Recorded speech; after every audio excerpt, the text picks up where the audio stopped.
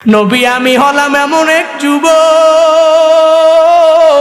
আমি কাফন চুরি করে করে, আমি লাশের কাফন চুরি করে করে আমার জিন্দেগিটা চালাই। আমার জীবিকা নির্বাহের মাধ্যম হলো জ্যান্ত পরিপূর্ণ যখনই লাশটা কবর দেওয়া হয়, আমি ওই কবর খনন করে করে কবর থেকে লাশটাকে উলঙ্গ করে কাফন নিয়ে এসে মার্কেটে আমি বিক্রি করি, আর ওই টাকা দিয়ে আমি আমার জিন্দেগি চালাই।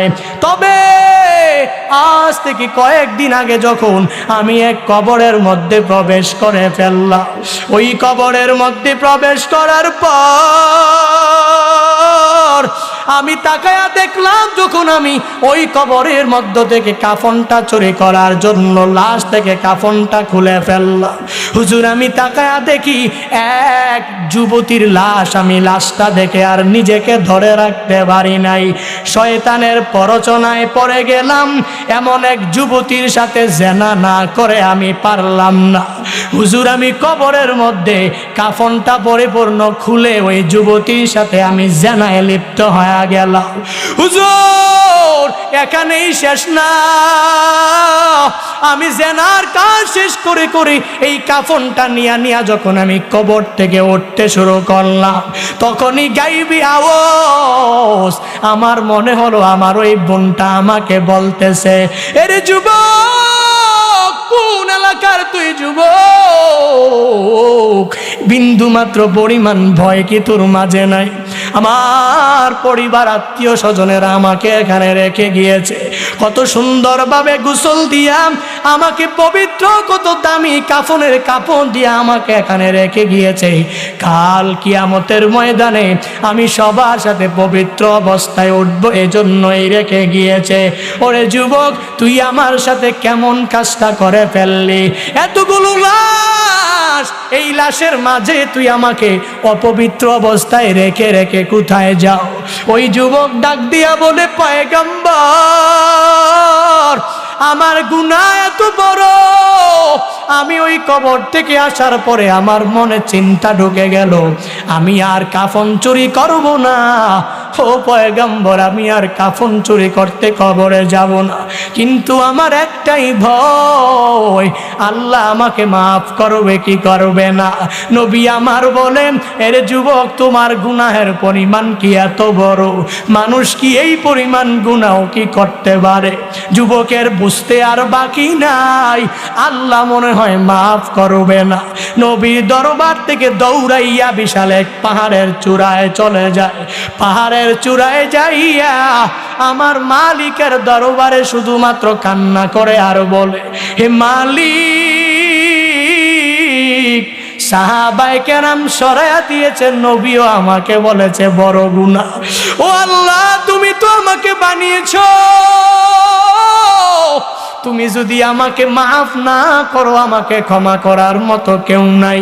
সাইয়্যিদুল ইস্তিগফারের মতো ওই বড় দোয়া যখন ওই যুবক করতে থাকে, আল্লাহুম্মা আনতা রাব্বি লা ইলাহা ইল্লা আনতা খলাকতানি ওয়া আনা আবদুক ওয়া আনা আলা আহাদিক ওয়া ওয়াদিকা মাস্তাতআতু আউযু বিকা মিন শাররি মা সানাতু আবুউ লাকা বিনি'মাতিকা আলাইয়া আবুউ যামবি বিযামবি ফাগফিরলি ফাইন্নাহু লা ইয়াগফিরুয যুনুবা ইল্লা আনতা।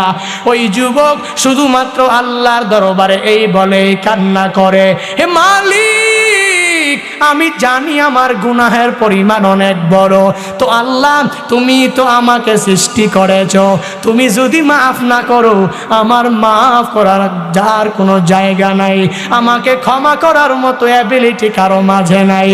ও আল্লাহ তুমি তো তোমার বান্দাকে বানিয়েছো, ও আল্লাহ তুমি তো তোমার বান্দাকে মাফ করে দিবা।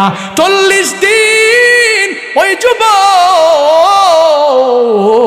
পাহাড়ে চূড়ায় দাঁড়ায় দাঁড়ায় কান্না করে। আল্লাহ দেখে কি দেখে না? আল্লাহ বলেন, ও জিবরাইল যা যা আমার নবীর কাছে গিয়া জানা দে, নবীকে দুইটা প্রশ্ন করবি, তিনবারের সময় ক্ষমার কথা জানা দিবে। জিবরাইলকে আল্লাহ তাআলা যখন আদেশ দিয়া দিল, জিবরাইল আমার নবীর কাছে এসে রহমাতুল লিল আলামিনকে এক নম্বরে প্রশ্ন করে, পয়গম্বর আপনি বলেন এ বিশাল আসমান আর জমিন কে বানিয়েছে? নবী আমার বলেন, আসমান আর জমিন আল্লাহ বানিয়েছেন। আবার প্রশ্ন করেন, ও পয়গম্বর আসমান আর জমিনের উপরে নিচে সব জায়গায় যারা আছে এদের প্রত্যেকের রাজ্জাক কে? এদের প্রত্যেকের রিজিক দাতা কে? এই কথা বলার পরে নবী জবাব দিলেন, আমি সহ যারা এই দুনিয়াতে আছে সবার রিজিকের ব্যবস্থা আল্লাহ করেন। জিবরাইল বলেন, নবী আমার, যে আল্লাহ আসমান বানাইলেন জমিন বানাইলেন, যে আল্লাহ আসমান আর জমিনের নিচে উপরে আর আসমানের নিচে থাকা সব মানুষের চতুষ্পদ সব জন্তুর রিজিকের ব্যবস্থা যে মালিক করতে পারেন, ওই মালিক কি তার ওই বান্দাকে মাফ করতে পারে না? আপনি আপনার সাহাবীকে ওই যুবকের কাছে পাঠাইয়া দেন, আর যুবককে আল্লাহর পক্ষ থেকে ক্ষমার সুসংবাদ দিয়া দেন। এই কথা বলে জিবরাইল চলে যায়। নবী আমার এক সাহাবীকে পাঠায়, ওই সাহাবীকে বলেন, ও সাহাবী যাও যাও মুখ পাহাড়ের উপরে এক যুবক তাকায়া দেখবা মালিকের দরবারে কান্না করে, শুধুমাত্র গুনাহ মুক্ত জিন্দেগি পাওয়ার জন্য কান্না করে।